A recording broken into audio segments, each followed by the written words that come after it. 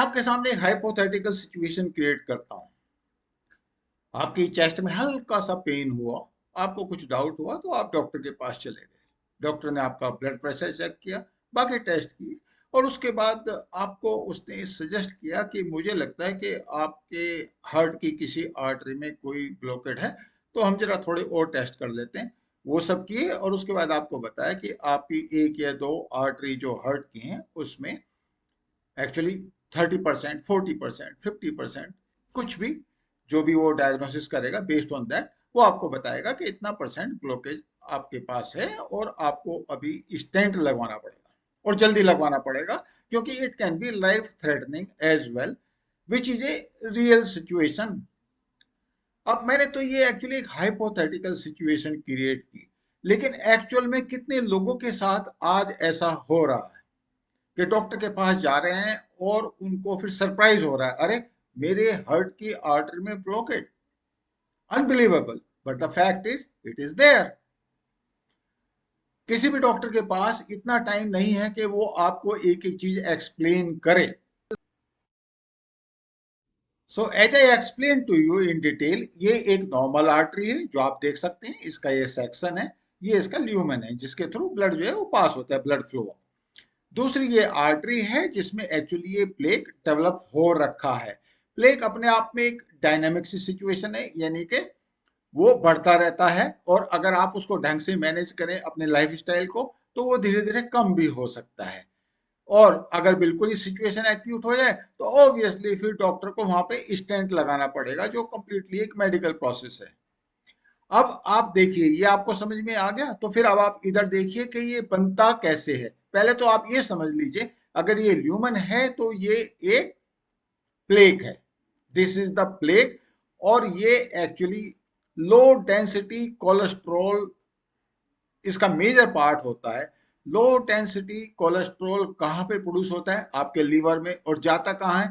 Blood vessels के through ये हर एक सेल्स को जाता है बॉडी के अंदर, क्योंकि बॉडी की हर एक सेल को इसकी जरूरत होती है अपने केमिकल प्रोसेस या बायोकेमिकल प्रोसेस के लिए, तो भेजना तो जरूरी है। लेकिन बाई एनी चांस आर्टरी में ऐसी कहीं सिचुएशन हुई तो वहां पर जो लो डेंसिटी कोलेस्ट्रॉल है वो आके जम गया, अटैच हो गया, और जब वो अटैच होता है तो फिर वहां पे धीरे धीरे करके प्लेक डेवलप हो जाता है। तो लेट अस मूव फर्दर के कैसे होता है। सबसे पहले तो ये अटैच हो गया, उसके बाद जैसे ये कोलेस्ट्रॉल वहां पे अटैच होता है तो बॉडी के लिए वो फॉरेन मटेरियल बन जाता है, और बॉडी डिफेंसिव मैकेनिज्म के थ्रू उसको कंटेन करना चाहती है, उसको ट्रैप करना चाहती है। तो क्या करती है बॉडी?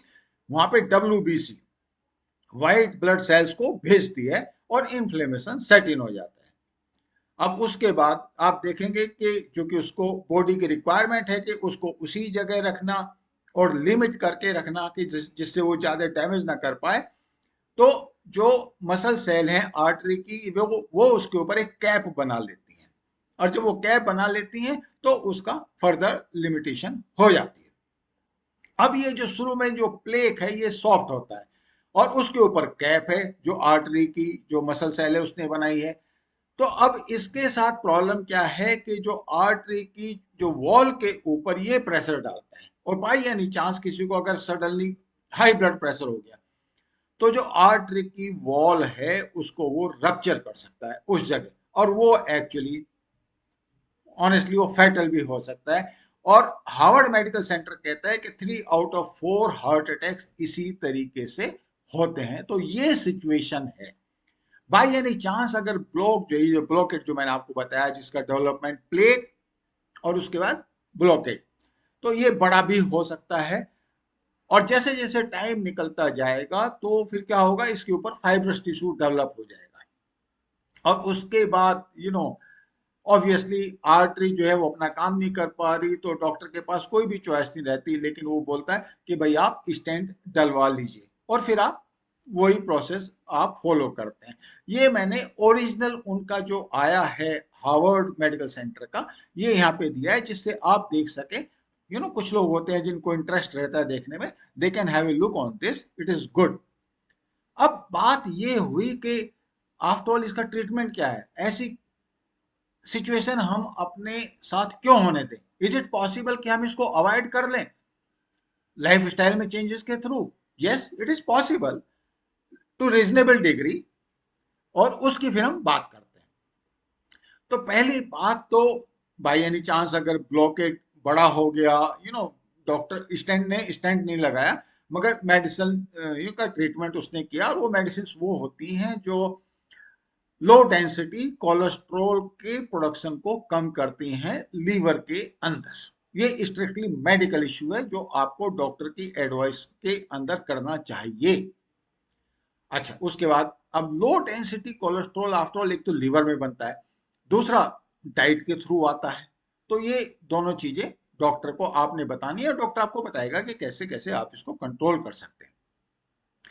बाई एनी चांस अगर लो डेंसिटी कोलेस्ट्रॉल आपका ज्यादा हो गया, तो उसको कम कैसे करना है? जो प्लेक मैंने आपको आर्टरी के अंदर बना दिखाया, उसको कम भी किया जा सकता है, लेकिन उसके लिए जो हार्वर्ड मेडिकल सेंटर है वो क्या कहता है कि आपका जो ये लो डेंसिटी लाइपोप्रोटीन, एल से मतलब है lipoprotein, that is cholesterol, basically bad cholesterol, अगर आप इसको 70 मिलीग्राम पर डीएल कर लेंगे, तो जो प्लेक है उसका साइज कम होना शुरू हो जाएगा।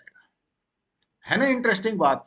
यानी कि आप अपनी डाइट में और ओवरऑल मेडिसिन के थ्रू चेंज करेंगे लो डेंसिटी कोलेस्ट्रॉल में, तो प्लेक का साइज कम होना शुरू हो जाएगा। यानी कि ये आपके हाथ में। अच्छा, साथ में there is another aspect of it, that is high density cholesterol, जिसको हम गुड कोलेस्ट्रॉल बोलते हैं। एक बॉडी के अंदर एक ये यूनिक सिचुएशन है कि अगर हाई डेंसिटी कोलेस्ट्रॉल यानी कि गुड कोलेस्ट्रॉल बनेगा, तो जो बैड कोलेस्ट्रॉल है वो कम होना शुरू हो जाएगा। है ना इंटरेस्टिंग? तो आपको वो कितना रखना है? 60 मिलीग्राम पर डीएल से इसको आपने ऊपर रखना है, और उसको 70 मिलीग्राम पर डीएल से कम रखना है। ये आपके हाथ में है और डॉक्टर के हाथ में है, डाइट के थ्रू, लाइफ स्टाइल के थ्रू। लाइफ स्टाइल की अभी अब बात करेंगे, बट ये पॉसिबल है और ये आपको करना है। अब उसमें फिर डाइट में आप क्या चीज ला सकते हैं? आपको ओमेगा 3, यानी कि you can call it a Mediterranean diet also, इसमें ऑलिव ऑयल जनरली यूज करते हैं, which is suppose to be good for heart. Omega 3 यानी कि इस तरह की फिश आप लीजिए, जो लोग फिश नहीं खाते वो ओमेगा 3 ले सकते हैं। Nuts, again all available, vegetables, fruits, चीज, वाइन। जब आप मेडिटेरेनियन डाइट का सेवन करेंगे तो आपको जो रिस्क है हार्ट डिजीज का वो 30% कम हो जाएगा। अच्छा, दूसरी बात, अगर आप स्मोकिंग छोड़ देंगे तो आपका जो हाई डेंसिटी कोलेस्ट्रॉल है, गुड कोलेस्ट्रॉल, वो बढ़ जाएगा, और जैसे ही वो बढ़ जाता है वो लो डेंसिटी कोलेस्ट्रॉल को कम कर देता है ना इंटरेस्टिंग? सो आपको ये बात ध्यान रखनी है कि आपको स्मोकिंग नहीं करनी है। अब moderate intensity exercise for 150 minutes. पहली बात तो ये moderate intensity exercise generally actually aerobic है, यानी कि walking, cycling, jogging, 150 minutes per week आपने ये करनी है। अब आप कहेंगे कि मैं मॉडरेट इंटेंसिटी है, ये कैसे मैं पता करूं? तो आप जस्ट देखिए कि जब आप वॉक करते हैं, तो अगर किसी से आप बात करना चाहें, अगर कोई साथ में नहीं है तो आप गाना भी गा सकते हैं, तो फिर देखिए आप उसको गा पाते हैं कि नहीं। अगर आप उसको आराम से गा सकते हैं तो ऑब्वियसली फिर उसमें कोई इंटेंसिटी नहीं है, और अगर गाने में ऑब्वियसली आपको कष्ट हो रहा है तो इसका मतलब इंटेंसिटी बिल्कुल ठीक है। तो ये बड़ा सिंपल सा सिस्टम है, और ये सब कुछ आपके हाथ में है कि आप कभी आपको चेस्ट पेन ना हो उस तरीके से जो हार्ट से रिलेटेड हो, और कभी डॉक्टर आपको सरप्राइज ना दे पाए कि आपकी आर्टरी में ब्लॉकेड है। अच्छा, कुछ लोगों की आदत होती है कि वो बड़ी एक्सट्रीम पोजीशंस लेते हैं, या तो एक्सरसाइज करेंगे ही नहीं, और करेंगे तो बहुत ज्यादा करेंगे, तो वो कोई एक अच्छी सी सिचुएशन नहीं है। It has to be a consistent exercise. दूसरी बात, कोलेस्ट्रॉल से रिलेटेड। कोलेस्ट्रॉल बेसिकली फैट, हम जो सैचुरेटेड फैट खाते हैं या कोई और फैट खाते हैं, वो बिल्कुल बंद कर देंगे। अब उसमें प्रॉब्लम क्या होनी है? कोलेस्ट्रॉल अपने आप में कोई बुरा थोड़ी ना है। कोलेस्ट्रॉल की बॉडी को जरूरत है, क्योंकि कोलेस्ट्रॉल से ही विटामिन डी बनता है। और विटामिन डी का बॉडी के अंदर कम से कम भी तो 300 केमिकल प्रोसेस हैं जहां पे विटामिन डी की रिक्वायरमेंट रहती है। और मैं बड़ा स्ट्रांगली रिकमेंड करता हूं विटामिन डी को लेने के लिए। सन एक्सपोजर भी होना चाहिए, तब ही जो कोलेस्ट्रॉल आप डाइट में लेते हैं वो विटामिन डी में कन्वर्ट होता है। As simple as that.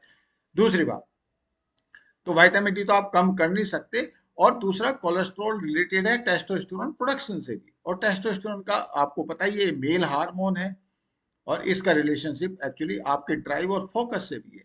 तो आपको ultimately where do you land up? You land up at a situation where you have got a proper balance in your lifestyle, in your eating habits, in your company, and you know how you can take the precautions. That is what exactly is required to be done, not the extreme measures.